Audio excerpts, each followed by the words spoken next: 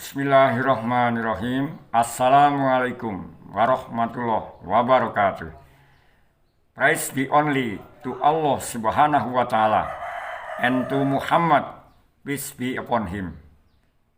Good morning, how are you?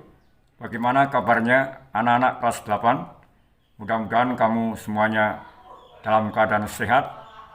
Pak Guru memberikan motivasi kepada kamu semuanya untuk semangat belajar, rajin belajar. Karena hanya anak-anak yang demikian itulah yang akan sukses dalam belajarnya maupun hidupnya. Jangan lupa untuk selalu berdoa kepada Allah Ta'ala. Mudah-mudahan cita-cita kamu jadi tercapai. Baiklah anak-anak, pada kesempatan kali ini Pak Guru akan membantu kalian belajar bahasa Inggris. Adapun materi yang akan Pak Guru berikan adalah tentang bentuk waktu, yaitu past continuous tense.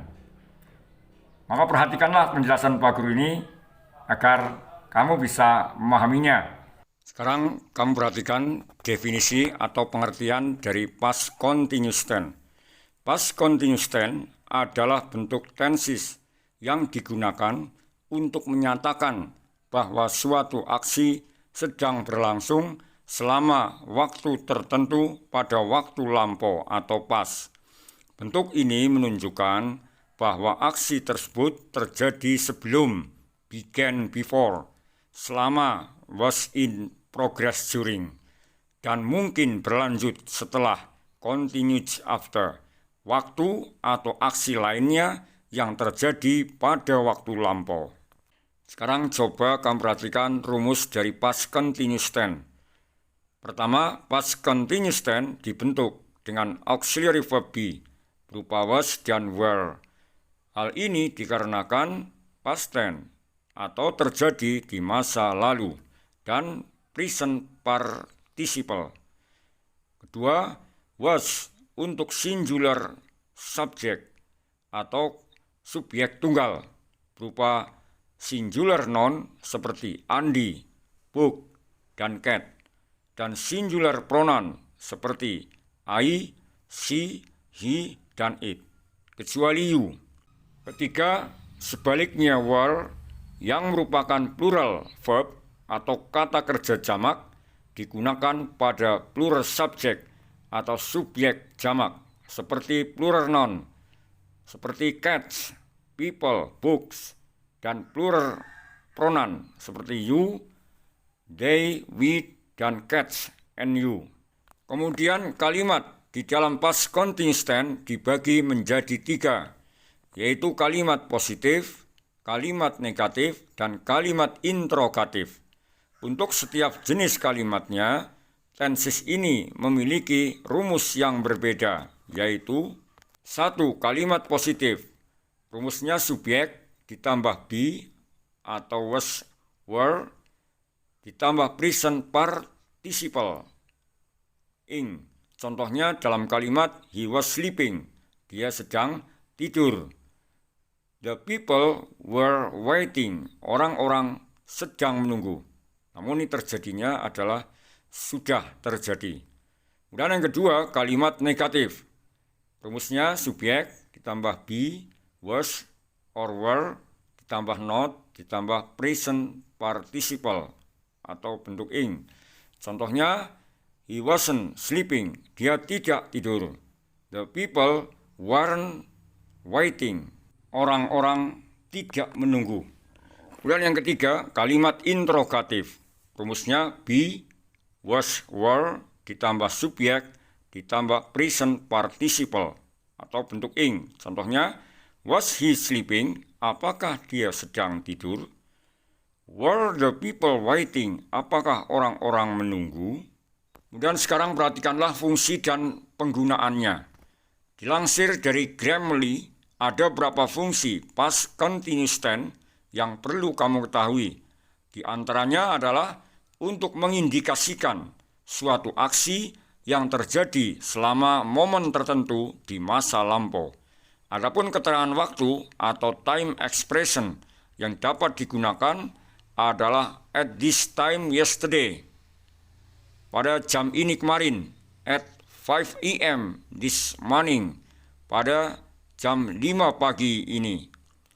All day yesterday, sepanjang hari kemarin.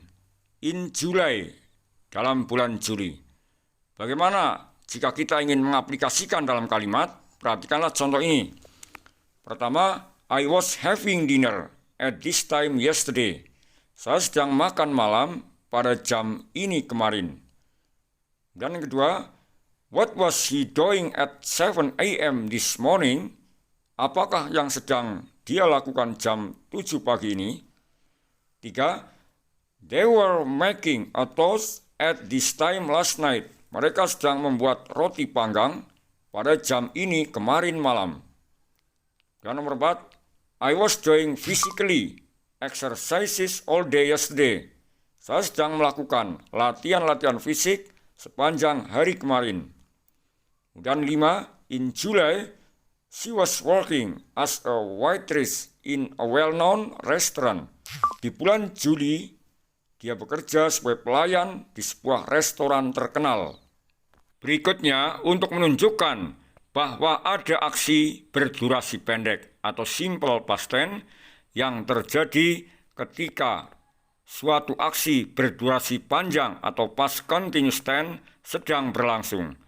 Subordinate conjunction while dan when dapat digunakan dengan formulasi simple past tense ditambah while ditambah past continuous tense dan past continuous tense ditambah when, ditambah simple past tense.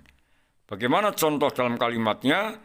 Yang pertama, the door was knocked while I was reading a book. Pintu diketuk ketika saya sedang membaca buku.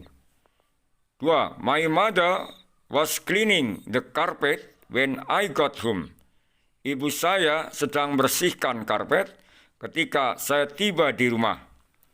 Dan nomor 3, she was sleeping when you called her. Dia sedang tidur ketika kamu menelponnya. Jadi ini ada dua kejadian yang terjadi pada waktu lampau ini, ketika kejadian lain sedang terjadi. Kemudian berikutnya, past continuous tense juga bisa berfungsi untuk membahas sesuatu yang terjadi berulang-ulang.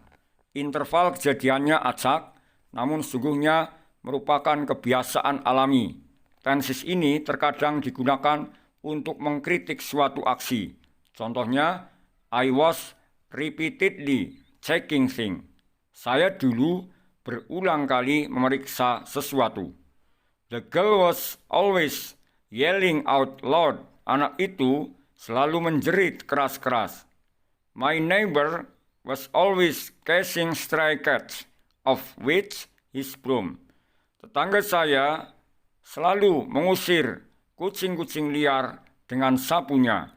Kemudian yang terakhir, tenses ini juga digunakan bersamaan dengan verb atau kata kerja yang menunjukkan perubahan atau change atau perkembangan growth seperti grow up, tumbuh, improve, memperbaiki, go, pergi, dan change, berubah. Contoh kalimatnya, his hair was going so thin. Rambutnya menjadi sangat tipis. My life was changing rapidly. Hidup saya berubah dengan cepat. Demikianlah yang bisa Pak Guru sampaikan. Kalau ada hal-hal yang kurang berkenan, kamu bisa bertanya kepada Pak Guru atau siapapun yang bisa menjelaskan materi ini kepada kamu, sehingga kamu bisa memahaminya dengan baik. Oke, thank you very much. See you later insyaAllah in the next meeting. Goodbye. Assalamualaikum warahmatullahi wabarakatuh.